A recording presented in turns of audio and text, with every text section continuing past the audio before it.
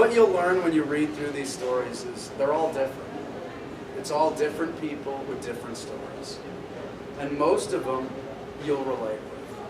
And for me, I relate with a lot of the business stuff, because I have a wealth management business called Index Strategies. And that's all I'll say about that for right now.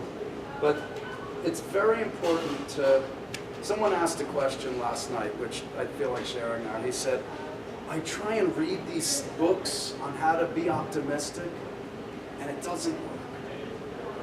It doesn't work. And I wanted to make the point that you have to realize that what you're going through, whether it's losing money or losing a loved one or losing something important to you, other people have gone through it, and other people will go through it. And when you read stories about people that have gone through what you've gone through and then saw the light at the end of the tunnel and made it happen, it just builds optimism. Whether you have some or you don't, you're going to gain optimism by relating with a story in this book. And that's how I feel. Whenever I'm thinking my life is a glass half full, and I read a couple stories, I realize my glass is overflowing. Just being here in the Silicon Valley or in the Bay Area, we have all the opportunity in the world that a lot of people don't have. So the woe is me doesn't work with me. It's not. It's a cop-out. It's right there with suicide. You know, we're saying, how you doing today? I'm hanging in there. No, you're not. You're having a great day, and it's going to get better. And it's going to get better because you're going to stop listening to me, and you're going to listen to Mr. Optimism himself. He coined a phrase when we were little kids. Nobody wanted to, the soccer game was canceled, it was rained out. And we were all miserable, and he said, come on, guys, let's go play in the rain. Let's all be Rip in Sight. And he made up the saying. I'm going to bring up Mr. Rip in Sight, David Mezzapelle.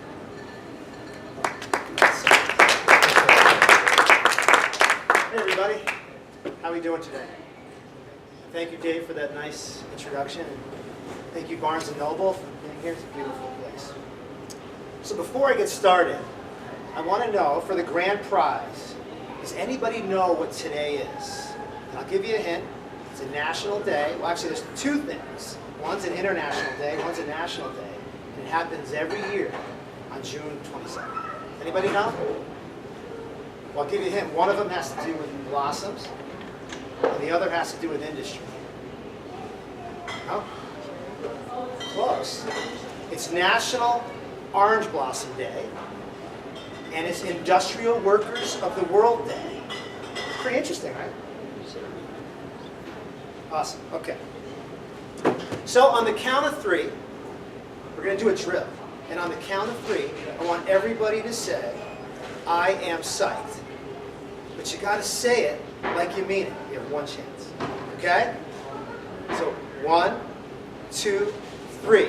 I am psyched. Nice. All right. Very therapeutic. Trust me, you should say it every day. Okay.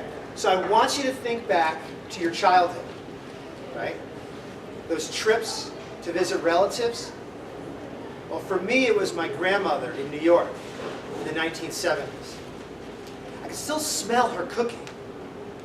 I could still hear the sound of the clear vinyl seat covers on her couch as I peeled my legs out. You know the kind Miss Barone has and Everybody Loves Raymond? But what I remember most are the stories my relatives told me. And I'm sure you can relate.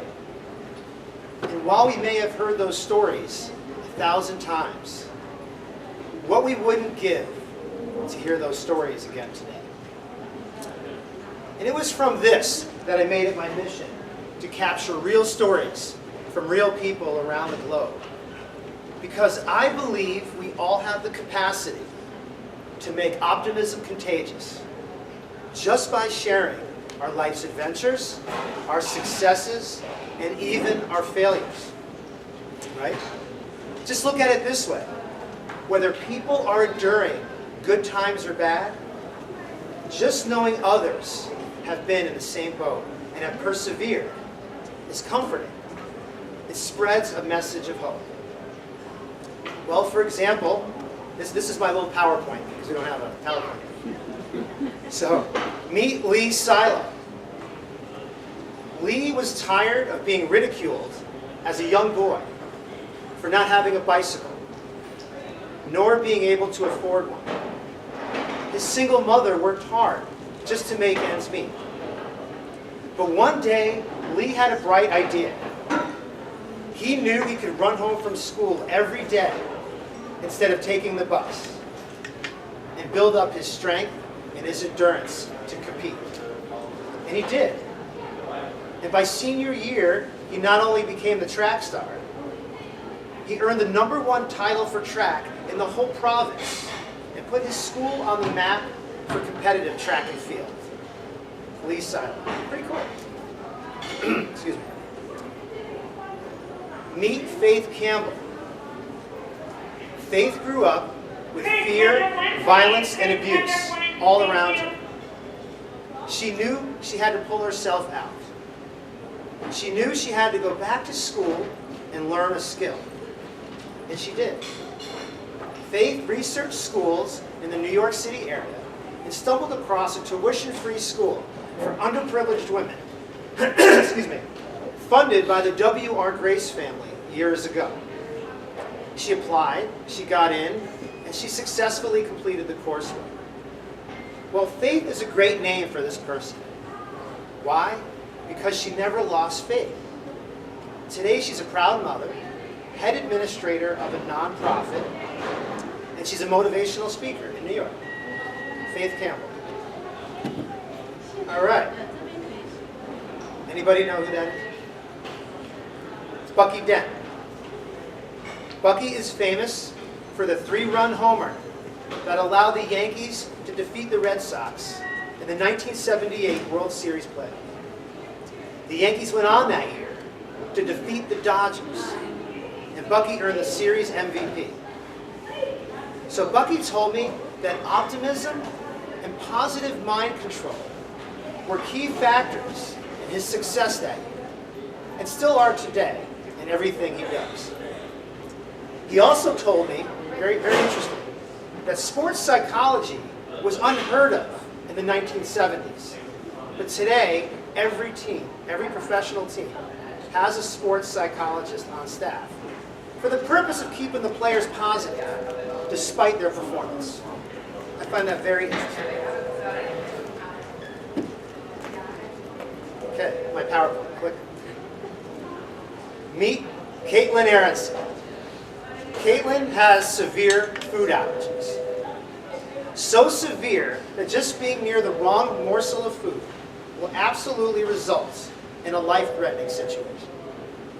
Instead of complaining, Caitlin takes the time to educate other children on the importance of a healthy diet. She takes the time to educate adults on how to manage the dietary needs of guests and visitors with food allergies. All at 10 years old.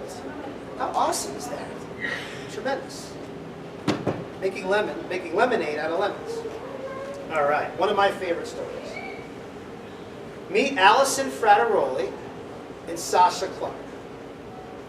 Allison went shopping for a prom dress this past spring, a rite of passage for teenagers every year. And amongst all the excitement, Allison realized that there are many girls who can't afford these dresses, which means there are many girls probably not going to the prom. So Allison and her friend Sasha had a bright idea. They decided to start a prom drive by collecting pre-owned dresses, shoes, and accessories excuse me, sorry, for underprivileged girls so that they too can go to the prom. Now, as we all know, prom dresses are usually worn once and are never worn again. So Allison and Sasha formed a team of their friends and the staff of Kids Helping Kids, a nonprofit organization. And together they made Prom Drive a reality. And due to its instant success, Prom Drive is still going strong today and will continue every year throughout the country. It's terrific. It's altruism at its finest, right? So over the years, I've had the privilege and the pleasure of working with seniors in senior living communities around the country. And what I have found is that there is an abundance of wisdom and experiences under their roofs. Just give it a try someday. Take a walk through a local independent or assisted living community in your area. It will blow your mind, and they'll appreciate your visit. You know, while we may be a society that focuses on our youth, and we should be, they are our future, we should also appreciate and capture the wisdom of our older generations. Why? Because they've been through a lot. They know a lot, and they have a lot to share. Excuse me. So, for example, meet Diane May. When Diane was a little girl, her father would whistle like a mockingbird to call her home for dinner. Today she's in her mid-90s, and every bird she hears reminds her of her childhood. She even wrote a children's manuscript titled The Perfect Whistle about a mockingbird named Maxwell that whistled pleasant songs to soldiers to help remind them at home. And despite her age, she plans to get that published someday, and I know she will. We already pulled an excerpt out of it from one of our books. Diane May, great lady.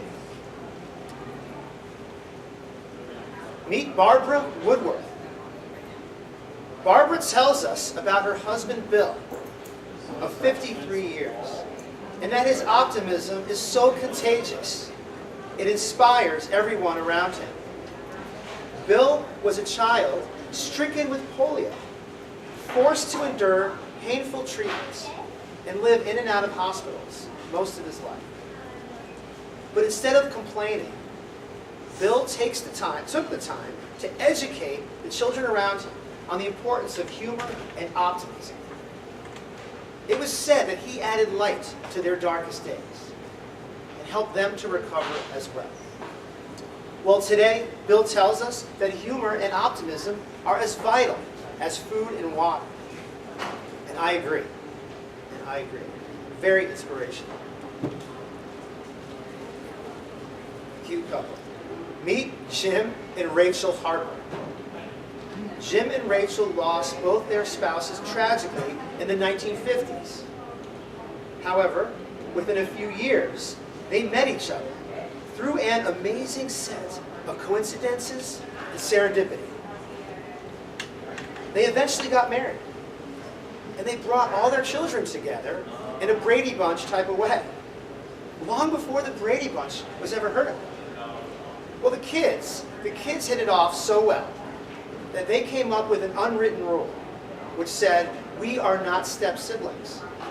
We are true brothers and sisters. And 60 years later, today, this month, they still follow that rule, ever since their parents came together, their anniversary. And Jim and Rachel, they told me that they love each other so much. And they are grateful to have found true love twice in a lifetime. Jim and Rachel. You need a Kleenex? Yeah, I know. I've seen tears from that story. Okay. Just like soggy and stuff. It's a tough one. David Katz. Meet David Katz. David survived the Holocaust. He survived the Holocaust on a very simple recipe, which I guarantee wasn't so simple at the time. Do what you're told, never complain, and constantly visualize yourself being freed from the hell. Well, David shared that recipe with everyone around him. And for those that listened, they survived and still thank him today. David Katz. And I was at an event in Boynton Beach, Florida, at their facility, and I met several of those people that were with him in that camp. And it was amazing. And I was interviewing them for the book. Unbelievable. Another tissue. Yeah. Exactly. All right. Meet Sharon Dunbar. And no, Sharon is not a giraffe. You remember Sharon. Sharon is a terrific caregiver for Alzheimer's and dementia patients that always thinks outside of the box. Sharon told me an inspirational story about a gentleman from Maine who wanted a giraffe. And instead of saying no, like most caregivers would say, Sharon said, okay, let's talk about it. Where do we get the giraffe? How do we transport it? How do we feed it? Where will it sleep? They even spoke about walking the giraffe around the courtyard of this gentleman's community so that it can visit with other residents by sticking its big head and long neck into their windows. It's quite funny. Well, of course, over time, no giraffe comes. It's certainly not to Maine. But this gentleman showed amazing improvement in his Alzheimer's therapy. He felt focused, he felt loved, he felt valued. And in the words of Sharon, it's not about the giraffe at all. It's about the meaning we give to everybody around us. Rich or poor, black or white, sick or healthy. And I agree. I agree. Everybody has meaning, and everybody has story. Where's the giraffe now? Kodak. Oh, okay. It's a great question. And last, very funny, meet Mona Tippins. Actually, she resides in Southern California. Mona wanted to be remembered for something unique. A bucket list did not appeal to her, and her award-winning pineapple upside-down cake was not enough. Thank you, sir. But Mona decided she wanted to combine her love of train travel with a world record. And she did. She traveled through 33 countries by rail, never traversing the same place twice. Her mileage was enough to have circled the globe 3 1/5 times.